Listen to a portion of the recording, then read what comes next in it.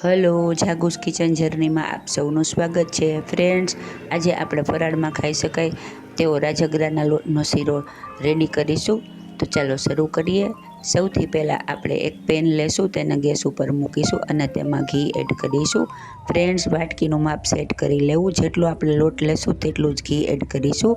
અત્યારે આપણે અડધો કપ લોટ લીધો છે તો અડધો કપ ઘી એડ કરીશું। થોડું ઘી ઓછું પણ લઈ શકાય, પણ આટલામાં શીરો એકદમ સરસ અને એકદમ લસ્ટરવાળો બને છે।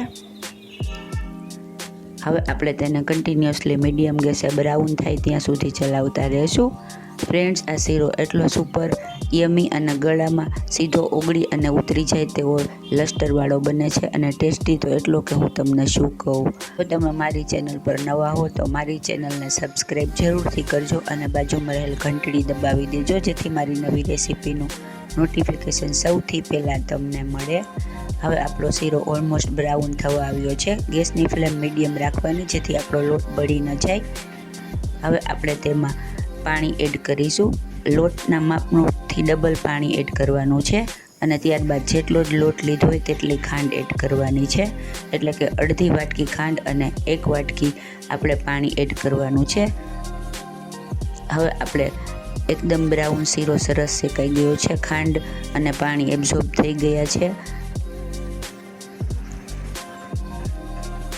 આપણો શીરો એકદમ ઘી છોડવા ન લાગે ત્યાં સુધી આપણે તેને ચલાવતા રહેવાનું છે અને ગેસની ફ્લેમ મીડિયમ જ રાખવાની છે। તમે પહેલી વાર બનાવતા હશો તો પણ આ માપથી એકદમ પરફેક્ટ જ બનશે। આમાં ઘી, ખાંડ અને લોટ સરખા પ્રમાણમાં અને પાણી ડબલ લેવાનું છે અને પાણી ગરમ કરવા મૂકી અને ગરમ પાણી લેવાનું છે, જેથી આપણો શીરો ચીકણો ન બને। હવે ગેસ ઓફ કરી અને તેને આપણે એક બાઉલમાં લઈ લેશું। છે ને એકદમ જોરદાર, ખાવામાં એટલો જ મજેદાર છે। હવે આપણે તેને કોપરાની છીણથી ગાર્નિશ કરીશું। આપણો એકદમ સરસ મજાનો મોંમાં મૂકતા જ ઓગળી જાય એવો શીરો રેડી છે, તો તમે ચોક્કસથી ટ્રાય કરજો।